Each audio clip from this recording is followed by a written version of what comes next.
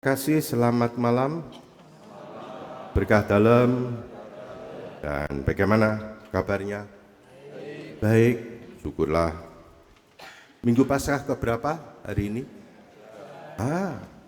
Semakin cerdas mendengarkan.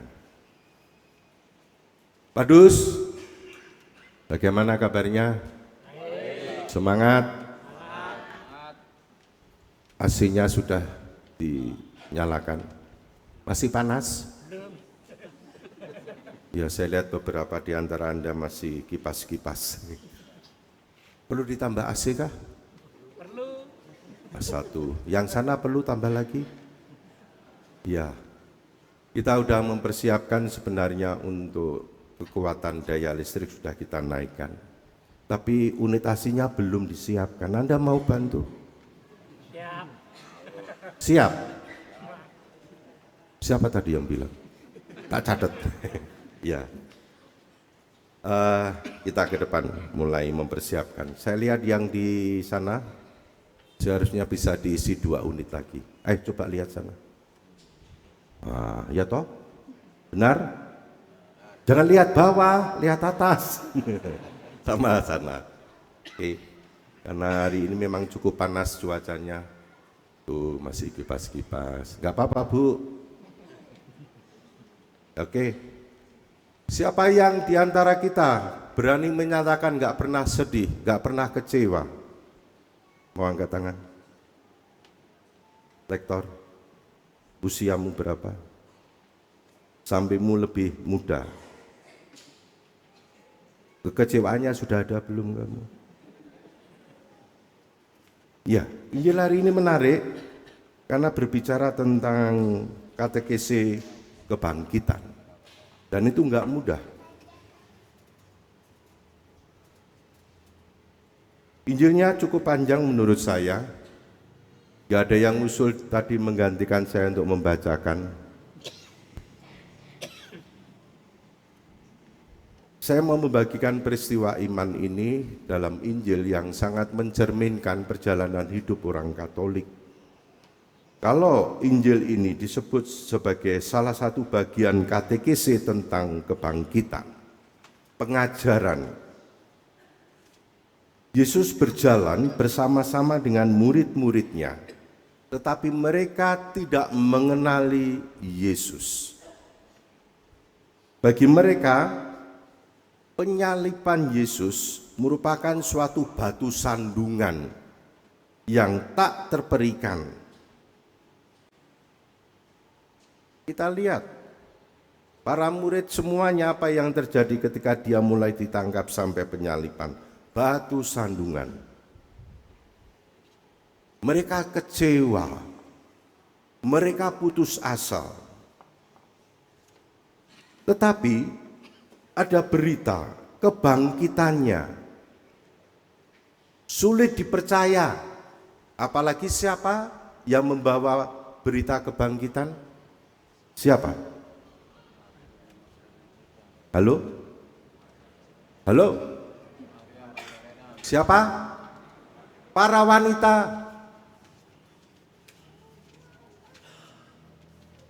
Mereka mengalami apa yang dikatakan oleh teman-teman sahabat-sahabat para wanita yang mendengarkan berita itu dari malaikat. Gak percaya langsung. Sapa sing cerita? Kae lo ibu kae, mbak kae. Kadang-kadang begitu ya. Minta maaf. Tapi itulah yang masih terjadi di dunia kita. Saksi sangat penting. Jadi mereka mengalami itu. Penyaliban Yesus, batu sandungan yang menghancurkan harapan mereka. Sementara berita kebangkitannya sulit dipercaya. Sumbernya siapa yang membawa itu? Sama sekali enggak berwibawa di mata mereka, tapi dipakai oleh Tuhan. Bukan para muridlah yang menerima berita tentang kebangkitan. Para ibu dan kita, Pak Karjono dan teman-teman. Mata mereka tertutup untuk mengenali Dia tadi.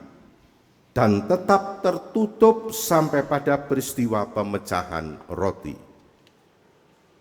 Barulah para murid mengenali Yesus. Tetapi begitu mereka mengenali, langsung menghilang Yesusnya itu dari pandangan mereka. Mak bedundu, lihat, Yesus menyatakan dirinya dengan memberikan dirinya, tetapi manusia tidak dapat menikmati kehadirannya itu untuk waktu yang lama. Anda kalau masuk dalam cerita katekisi kebangkitan Injil tadi, Anda akan bisa mengalami lagi seneng-senengnya mengenal, marenu hilang. Padahal tadi dalam perjalanan sekian jam, Yesus saja niku hadir menemani. Tapi karena sedih putus asa, Anda pernah mengalami saat sedih putus asa melihat Yesus yang hadir? Sulit enggak? Sulit. Melihat yang baik ketika keputusasaan dan kekecewaan terjadi, sulit persis. Yesus seperti berada di luar genggaman orang-orang yang mau mencintainya terus-menerus. Ada yang menarik ketika seseorang merenungkan tentang paradoks kehadiran Yesus sekaligus ketidakhadirannya. Saya ingin berbagi seperti ini. Kelenyapan diri Yesus makin lama makin dalam. Kelenyapan itu bisa makin lama makin dalam. Tetapi kehadirannya juga sekaligus makin lama makin pasti. Yesus lenyap di balik peristiwa, kita merayakan Paskahnya dalam Ekaristi. Dia menghilang di balik kitab suci. Anda menemukan Yesus dalam kitab suci? Sing ono apa? Tulisan. Dia menghilang di balik kitab suci, tetapi di dalam rohnya memberi kita hidup, mengobarkan semangat kita. Saya yakin di antara Anda ketika sungguh-sungguh mempercayai firman, membacanya dengan penuh iman, Anda pernah mengalami saat bersemangat, sementara kemarin-kemarin putus asa, kecewa, dan sebagainya. Benar? Halo? Dia bisa lenyap di balik Ekaristi, tetapi kita dijadikan gerejanya, tempat kediamannya sendiri. Mengapa orang Katolik mempercayai dengan perjamuannya, menyambutnya, mengalami kesatuan, padahal kemarin lagi satu sama lain nesuan, padahal kemarin menaruh dendam satu sama lain, tapi ketika menyambut dia, Anda pulang dengan yang baru. Bisa mendoakan musuh, bisa mendoakan orang yang menyakiti. Itulah paradoks kehadiran dan ketidakhadiran Yesus. Ini menjelaskan bagaimana peristiwa dua murid tadi sangat persis. Pengenalan akan Yesus ini meskipun berlaku hanya sepintas, mengubah seluruh hidup dua murid tadi. Mereka berubah dari orang yang murung. Mereka disebut muram loh. Bingung.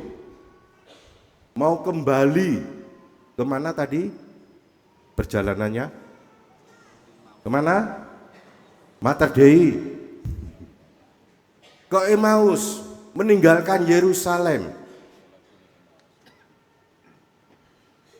Setelah kehadiran Yesus yang dialami, mereka menjadi penuh sukacita. Dari kecewa menjadi mempunyai harapan baru. Dari kelambanan untuk memahami kitab suci menjadi hati yang berkobar-kobar. Dari ragu-ragu menjadi pasti. Dari orang yang mau kembali ke kampung halamannya, Emmaus, tapi balik lagi ke Yerusalem. pembawa berita Paskah bagi teman-temannya. Mereka benar-benar telah menjadi manusia Paskah.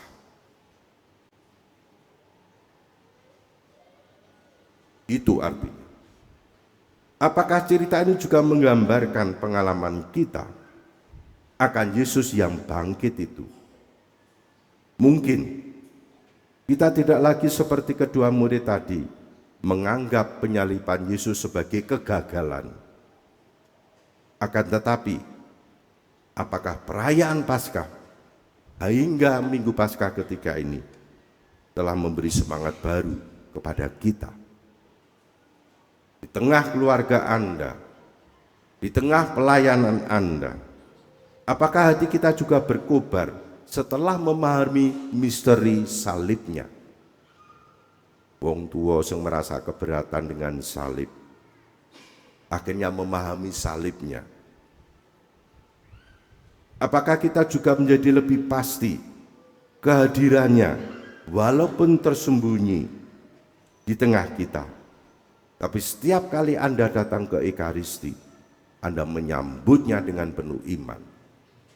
Dan lalu kembali menjadi manusia Paskah, pembawa berita baru, harapan baru, semangat baru. Anda harus merenungkan Injil ini dengan pengalaman hidup masing-masing. Berkat Tuhan menyertai kita.